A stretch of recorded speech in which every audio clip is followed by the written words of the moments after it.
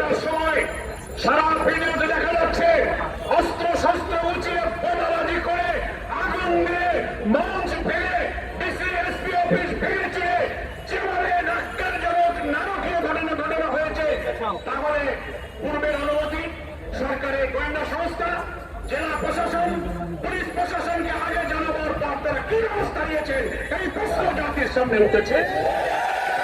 আমরা সেই ভিন্ন মতের সভাকে ভেঙে দেওয়া, বাতিল করা, নিষিদ্ধ করা, মঞ্চ ভেঙে দেওয়ার সেই যুগে আমরা এখনো বসবাস করছি কিনা উঠেছে।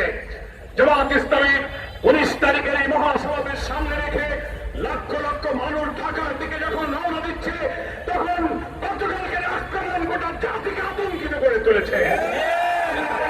সরকারের কাছে দাবি করতে চাই, হামলা হলো তখন পুলিশ প্রশাসন কি করেছে ভিডিওতে জনগণ দেখেছে। ডিসি সাহেবের দায়িত্ব কি ছিল? এসপি সাহেব কি করেছে?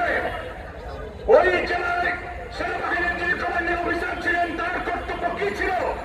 এমন না যে কোনো কিছুই তাদের জানা ছিল না, জানা থাকার পরেও তাদের এই অস্বাভাবিক নির্লিপ্ততা কেন হলো, এর দায়িত্ব কার? এর তদন্ত করে তাদেরকে আইনের আওতায় আনতে হবে।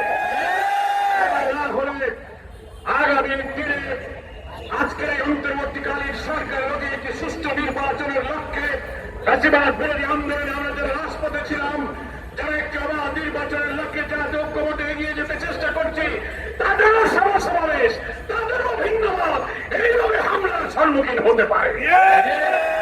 সরকারকে তাই এটা নিশ্চিত করতে হবে।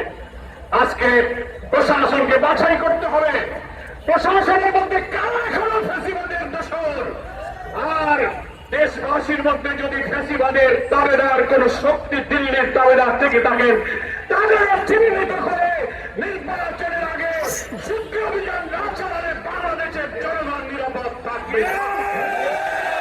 বিরোধী দল মতের সভা সমাবেশ মিটিং মিছিল নিরাপদ থাকতে পারে না। জাতীয় নির্বাচনের এই প্রেক্ষাপটে জামাত ইসলামের এই ঐতিহাসিক জাতীয় সমাবেশের প্রেক্ষাপটে আজকেই সরকারের কাছে আমরা দাবি করছি, এবারে আপনি তাৎক্ষণিক পদক্ষেপ গ্রহণ করুন। স্বরাষ্ট্র উপদেষ্টা মহোদয় কালকে বলেছেন, আওয়ামী ফ্যাসিবাদী সন্ত্রাসীদের খুন আমরা হারাম করে দেব। আপনার কথার বাস্তবায়ন দেখতে চাই। যদি দ্বিতীয়বার খুদাই ঘটনা ঘটে তাহলে বুঝবো আপনার মুখের কথাই শুধু কথা, কাজের সাথে আপনার কথার মিল না। বক্তব্য আমরা দীর্ঘ করবো না, যেহেতু এর পরে মিছিল হবে। সংগ্রামে প্রধান অতিথি বক্তব্য রাখবেন।